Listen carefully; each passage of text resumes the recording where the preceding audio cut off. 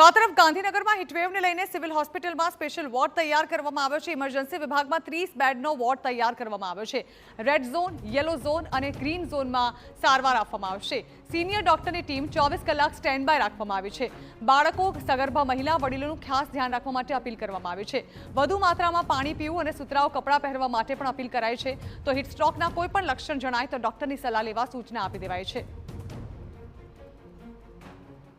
છેલ્લા અઠવાડિયામાં અમારે 2 પેશન્ટ આવ્યા હતા, પીડિયાટ્રિક પેશન્ટ્સ હીટ વેવના, અને અમે ઇમરજન્સી મેડિકલ ડિપાર્ટમેન્ટમાં અમે લોકોએ 20 બેડ રેડી રાખ્યા છે અને 10 બેડ એકદમ સિવિયર પેશન્ટ્સ માટે છે। ત્યાં પેશન્ટને અમે લોકો પહેલાં ટ્રીટમેન્ટ આપી દઈએ અને પછી ત્યાંથી વોર્ડમાં કેવી રીતે શિફ્ટ કરશું। વારે વારે આપણે મોનિટરિંગ કરવું જોઈએ। એમને કોઈ લક્ષણો નથી આના હીટ સ્ટ્રોકના, જેવું કે માથું દુખવું, વોમિટિંગ થવી, ચક્કર આવવા, ગભરામણ થવું। જો આવું કંઈ પણ તમને લાગે કે તમારી આસપાસ કે કોઈને પણ આવું કંઈ થાય છે તો એ માટે હવે તમે કોઈ સાદી મેડિકલમાં જઈને દવાઓ કે એવું બધું ન લેવા કરતાં, ઘરગથ્થુ ઇલાજો ન કરવા કરતાં સીધા એક વખત હોસ્પિટલમાં આવી જવું, ડૉક્ટરને બતાવી દેવું, વ્યવસ્થિત ચેકઅપ કરાવી દેવું। અહીંયા ગાંધીનગર સિવિલ હોસ્પિટલ ખાતે અમે અહીંયા ઇમરજન્સી વિભાગમાં બધી જ તૈયારીઓ કરી રાખી છે આ પ્રમાણેની। તો રાજ્યમાં ગરમીનો પારો સતત વધી રહ્યો છે। ગાંધીનગરમાં પણ ગરમીનો પારો વધી રહ્યો છે, ત્યારે વધુ પડતી ગરમીને લઈને ગાંધીનગર સિવિલ હોસ્પિટલ સજ્જ થઈ ચૂકી છે। અહીં સ્ટ્રોકને કારણે આવતા દર્દીઓ માટે 30 બેડનો અલાયદો વોર્ડ તૈયાર કરવામાં આવ્યો છે। સાથે ચક્કર આવવા, ઉબકા થવા, આંખમાં બળતરા થવી, પગના પંજામાં દુખાવો, આંખના અંધારા, ઉલટી, ડાયરિયા સહિતના લક્ષણોને હળવાશથી ન લેવા અપીલ કરવામાં આવી છે। જો કોઈ પણ લક્ષણ જણાય તો તાત્કાલિક સિવિલ હોસ્પિટલમાં સારવાર લેવા માટે અપીલ કરવામાં આવી છે। વધતી ગરમીને લઈ હાલ ગાંધીનગર સિવિલમાં પણ તૈયારી શરૂ કરવામાં આવી છે। હાલ ઇમરજન્સી વિભાગની અંદર 3 ઝોન તૈયાર કર્યા છે, જેમાં red zone, yellow zone, green zone એમ ગાંધીનગર સિવિલની અંદર 30 જેટલા બેડ પણ તૈયાર કરવામાં આવે છે। સાથે તજજ્ઞ સિનિયર ડૉક્ટરોની ટીમ અને નર્સોની ટીમને પણ 24 કલાક માટે સ્ટેન્ડ બાય રાખવામાં આવી છે। હીટ વેવને લઈ દર્દીઓને ઝડપી સારવાર મળે એ માટે ગાંધીનગર સિવિલની અંદર સંપૂર્ણ રીતે હાલ તૈયારીઓ કરવામાં આવી છે। ખાસ કરીને આ હીટ વેવની આગાહી વચ્ચે બાળકો, સગર્ભા માતા અને વડીલોએ ખાસ ધ્યાન રાખવાની જરૂર છે।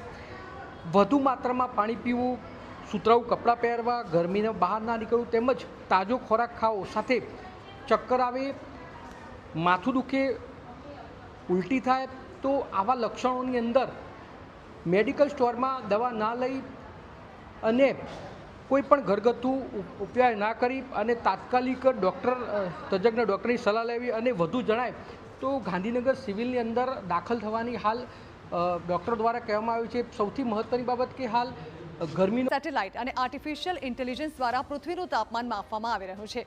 નાગરિકોને અમદાવાદના વિવિધ વિસ્તારો અંગે તાપમાનની જાણકારી મળે તેવી સુવિધા એએમસી દ્વારા કરવામાં આવી છે। સેટેલિયો લેબ્સ દ્વારા બનેલી આ ટેકનોલોજી દ્વારા અમદાવાદમાં કયો વિસ્તાર સૌથી ગરમ રહે છે તેની પણ માહિતી મેળવી શકાય છે, જેમાં માઇક્રો સેટેલાઇટ્સનો ઉપયોગ કરીને થર્મલ ડેટા કેપ્ચર કરાય છે, જેના લીધે તે રિયલ ટાઈમમાં વિશ્લેષણ કરીને શહેરી આયોજન, કૃષિ, પર્યાવરણ અને આપત્તિ વ્યવસ્થાપન માટે મદદરૂપ બને છે। શહેરમાં હીટ આઇલેન્ડ એટલે કે સૌથી વધુ ગરમ વિસ્તારોને પણ ઓળખી શકાય છે। આ સાથે જ કચરાના ઢગલામાંથી નીકળતા ગેસ અને આગના જોખમને ઓળખી મોટી દુર્ઘટના ટાળી શકાય છે। સેટેલાઇટ અને એઆઈથી ચાલતી આ ટેકનોલોજી ખેતીમાં પાણી અને પાકની સ્થિતિનું પણ નિરીક્ષણ કરવામાં સક્ષમ છે।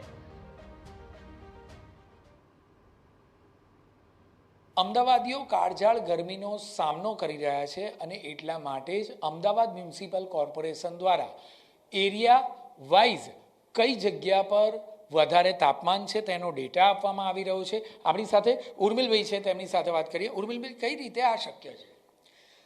અમે સેટલિયો લેબ્સ એક સ્પેસટેક સ્ટાર્ટઅપ છે। અમે અમારા પોતાના સેટેલાઇટ્સ આવનારા સમયમાં લોન્ચ કરવાના છે અને એ થર્મલ ઇમેજિંગ કેપ્ચર કરે છે।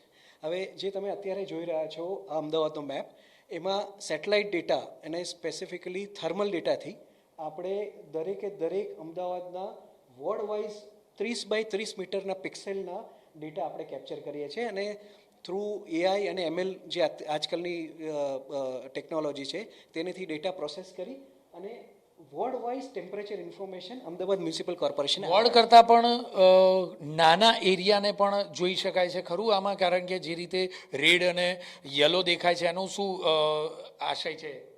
તો આ જે છે એ દરેકે દરેક એરિયાના હોટસ્પોટ્સ દર્શાવે છે। 30 બાય 30 મીટર મેં જેમ તમે કીધું સરેરાશ 1 કિલોમીટરની રેન્જમાં આપણને દરેક એરિયાના ટેમ્પરેચર અને એમાં બી સ્પેસિફિકલી આ જે રેડ અને યલો છે એ હોટસ્પોટ્સ છે. યલો દર્શાવે છે કે એ ત્યાં બિલ્ડઅપ એરિયા છે, એટલે કે ત્યાં કોઈક બાંધકામ છે, અને રેડ દર્શાવે છે કે ત્યાં કોઈ બાંધકામ નથી એવા એરિયા છે. એટલે દરેક એરિયામાં આપણે જોઈએ તો નાગરિકોએ કયા એરિયામાં વધારે કાળજી લેવાની છે અને એએમસીના જે હેલ્થ ડિપાર્ટમેન્ટ છે એ લોકો કઈ જગ્યાએ સરળતાથી પહોંચી શકે, એ એરિયામાં વધારે ફોકસથી કામ કરી શકે. જે પાણીની પરબ હોય કે દવાઓનું ડિસ્ટ્રીબ્યુશન હોય કે જ્યાં હીટ સ્ટ્રોક્સ વધવાના ચાન્સીસ વધારે છે. ધારો કે આ જે બધા રેડ અને યલો એરિયા છે ત્યાં સૌથી વધારે હીટ સ્ટ્રોક થવાના ચાન્સીસ છે. તો આપણે વધારે ને વધારે જીવ બચાવી શકીએ એના માટે આ એક આપણો આખો અમદાવાદનું એવરી ડે અને 2 દિવસ અગાઉનો પ્રેડિક્શનવાળો મેપ આપણે અમદાવાદ મ્યુનિસિપલ કોર્પોરેશન સાથે તૈયાર કર્યો છે. 2 દિવસ અગાઉ આ મેપના માધ્યમથી જાણી શકાય છે. ફરી એક વખત કેમેરામેન નિલેશને કહીશ કે દર્શાવશે કે મણિનગર વિસ્તાર છે, જુહાપુરા વિસ્તાર છે, સરખેજ છે, સમગ્ર અમદાવાદ છે. અને અમદાવાદમાં પણ જોઈએ તો નાના જે સ્પોટ છે તે પણ સરળતાથી તે દર્શાવી શકાય છે. ખાસ તો જે ખાલી મેદાનો છે તે ખાલી મેદાનોમાં વધારે હીટ થવાની શક્યતાઓ રહેતી હોય છે. જીએમડીસીનું ગ્રાઉન્ડ હોય કે પછી અન્ય કોઈ પણ જગ્યાઓ હોય, આ તમામ જગ્યાઓ સરળતાથી જાણી શકાય છે. કેટલું ટેમ્પરેચર છે તે પણ અહીં જાણી શકાય છે કે કેટલું ટેમ્પરેચર છે, અને ખૂબ જ સરળતાથી આ જે ઉપયોગી માહિતી છે તે કોર્પોરેશન સરળતાથી લોકો સુધી પહોંચાડે છે, જેથી કરીને લોકો પણ કેટલેક અંશે સાવચેત રહે. આ ઉપરાંત લોકોને સાવચેતીની સાથે સાથે કોર્પોરેશન દ્વારા પર્ટિક્યુલર કયા એરિયામાં કામગીરી કરવાની છે તે પણ કામગીરી કરવામાં સરળતા રહે. કેમેરામેન નિલેશ વઘોરા સાથે જિગ્નેશ પટેલ, TV9 અમદાવાદ.